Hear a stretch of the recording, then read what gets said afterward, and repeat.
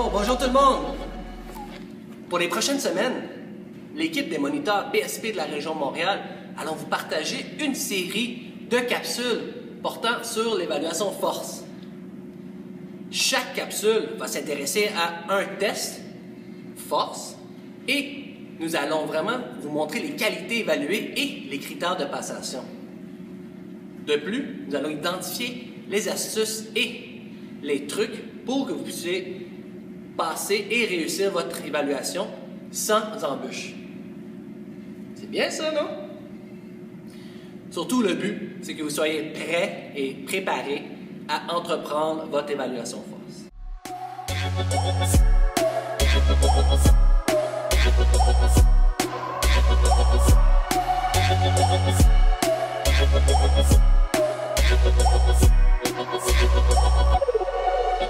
Donc, le 20 mètres précipité, ça teste votre puissance, votre endurance et la filière énergétique anaérobie lactique. En gros, tout ça, ce que ça veut dire, c'est que vous devez être en mesure de vous relever et de vous déplacer de façon explosive et ce, de manière répétée.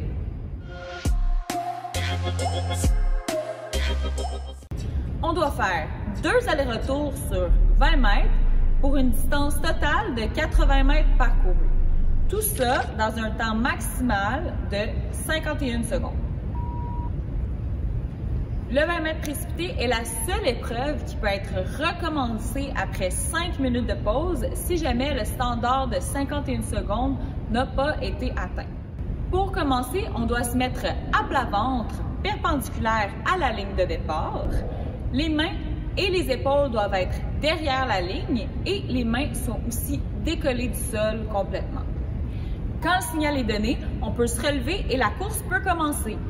Tous les 10 mètres, par contre, il va falloir toucher ou dépasser la ligne au sol avec le pied, puis on retourne au sol, encore une fois, mains et épaules derrière la ligne. On doit décoller les mains du sol et puis on peut repartir. On fait ça jusqu'à la fin, mais le dernier 10 mètres, on n'a pas besoin de faire la séquence, on doit seulement dépasser la ligne à la course.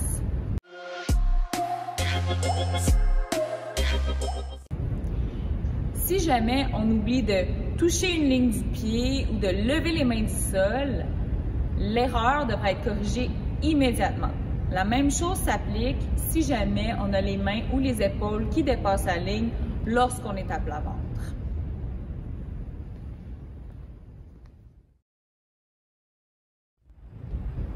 Il n'est pas permis à aucun moment de plonger ou de se laisser tomber au sol. Sinon, le test sera arrêté et devra être complètement recommencé.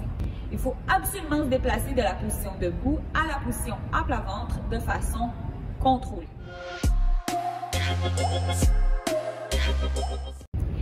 Ce qui cause le plus de perte de temps, c'est souvent les erreurs. Donc, assurez-vous de connaître la séquence par cœur et même de la pratiquer à la maison. On touche avec le pied, on se met à plat ventre et on lève les mains. Donc, pied, ventre, main. Assurez-vous de vous relever de façon efficace et de vous mettre directement dans la position de départ à la course. Comme ça, on enlève les quelques secondes nécessaires au repositionnement. On n'a pas besoin de relever les mains très très haut dans les airs, seulement les décoller du sol, ça suffit. Ne ralentissez pas au dernier sprint. Continuez d'accélérer jusqu'à ce que vous ayez dépassé la ligne d'arrivée. Et finalement, assurez-vous de porter de bons souliers avec une semelle antidérapante. Le soulevé de sac de sort met à épreuve votre force et votre endurance musculaire, ainsi que la filière énergétique anaérobie lactique. En gros, c'est un test où on a tout avantage à avoir la facilité à soulever une charge lourde, mais également à le faire de manière répétée.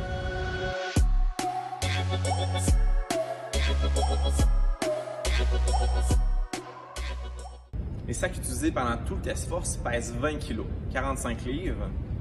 Puis pour le soulevé de sac de sable, vous avez 30 répétitions à faire en alternance de chaque côté, à un maximum de 3 minutes 30. Les pieds doivent être de chaque côté de la ligne au départ ainsi qu'à chaque répétition. Au signal go, vous pouvez commencer à soulever les sacs de sable. Il doit y avoir au moins 50% du sac au-dessus de la ligne horizontale situé à 1 mètre du sol et le sac doit être entièrement au-dessus de la ligne s'il se trouve à la verticale. Et il n'est pas permis d'utiliser la sangle au centre, de mettre les doigts dans les œillets et de lancer le sac au mur.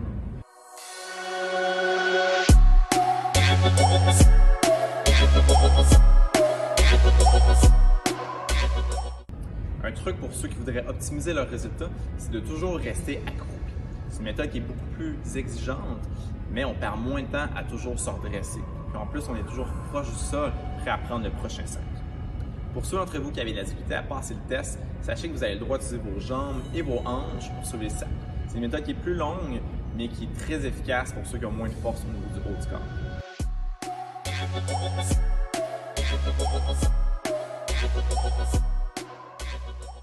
Un autre endroit où les gens perdent du temps, c'est lorsque les répétitions sont invalides, puis bien souvent, c'est parce que le sac n'est pas suffisamment haut. Il faut donc savoir être assez précis pour que chaque répétition compte, mais également pour ne pas créer trop de fatigue en soulevant par exemple le sac trop haut ou en le retenant pour le laisser tomber au sol. Aujourd'hui, on va s'intéresser à la troisième tâche de l'évaluation, soit la course navette intermittente avec charge ou cynique. Cette tâche met à l'épreuve principalement votre cardio. Sur le profil force, au niveau de la condition physique relative à la santé, 75 points sur 100 vous seront attribués en fonction de l'estimé de votre capacité cardio-respiratoire ou VO2 max qui sera estimé à l'aide de votre performance lors de cette tâche. Pour réussir la tâche, vous disposez de 5 minutes 21 pour compléter 5 fois la séquence suivante. Au signal, vous devrez prendre le sac de sable et le transporter à la marche de l'une des 3 façons suivantes, soit en porte-valise, dans vos bras ou sur votre épaule. Vous devrez contourner le cône qui est situé à 20 mètres devant vous pour revenir à la ligne de départ, placer le pied d'abord sur la ligne, puis le sac en entier derrière la ligne. Vous refaites ce même 40 mètres cette fois-ci à l'âge et à la course. Il ne vous reste plus que 4 séquences à compléter. Durant la marche chargée, vous n'êtes pas autorisé à courir, sans quoi nous vous demanderons de vous immobiliser complètement avant de reprendre à la marche. N'oubliez pas de mettre le pied sur la ligne avant de déposer votre sac en entier derrière la ligne. De plus, si vous déplacez le cône, vous devez le replacer immédiatement avant de pouvoir poursuivre. Quelques astuces pour gagner du temps. Tournez près du cône tant à la marche qu'à la course. Gardez un rythme constant. Marchez rapidement et restez bas dans la portion marche. Évitez de perdre du temps en ramenant le sac à la ligne de départ en dépassant exagérément la ligne. Puis finalement, au besoin, utilisez les jambes et le bas du corps pour vous aider à soulever le sac de façon sécuritaire. Aujourd'hui, on va s'intéresser à la quatrième tâche, la traction de sac de sable. Cette épreuve a pour but d'évaluer votre capacité à traîner une charge sur une distance de 20 mètres. Il n'y a pas de limite de temps, mais vous devez le faire sans interruption, c'est-à-dire que vous ne pouvez pas vous arrêter. Pour commencer, vous soulevez le sac de sable à transporter et le portez de façon verso, les mains sous le sac. Assurez-vous de porter le sac de sable haut sur votre poitrine et que les courroies sont vers le bas, sans les enrouler autour du sac. Puis reculez jusqu'à ce que la courroie entre le sac à transporter et le sac de sable à traîner soit tendu. Une fois que vous sentez de la tension dans la courroie, vous pouvez commencer. Le chronomètre commence à enregistrer votre temps lorsque vous commencez à vous déplacer. Une fois que vous avez commencé à vous déplacer, vous devez tirer les sacs de sable jusqu'à la ligne opposée à 20 mètres sans vous arrêter. Lorsque la première rangée de sacs de sable à traîner touche à la ligne aux 20 mètres, l'épreuve est terminée. Le chronomètre s'arrête et enregistre votre temps au dixième de seconde près. Vous ne devez pas utiliser les courroies ni les poignées des sacs de sable à traîner pour tirer la charge. Vous ne pouvez pas vous arrêter. Si vous ne parcourez pas les 20 mètres à cause d'un manque de contrôle, par exemple une chute, vous pouvez attendre 5 minutes et faire une nouvelle tentative une seule fois. Si vous ne parcourez pas les 20 mètres à cause d'un problème de condition physique, exemple, vous ne parvenez pas à faire bouger les sacs de sable, l'épreuve est terminée et il n'y a pas de nouvelle tentative. Certains trucs peuvent vous aider à maximiser votre temps et votre performance. Vous avez le droit de croiser les mains, mais les chances de toucher à la sangle sont plus élevées. Vous auriez avantage à tenir le sac en berceau. Ne regardez pas en arrière où se trouve la ligne finale.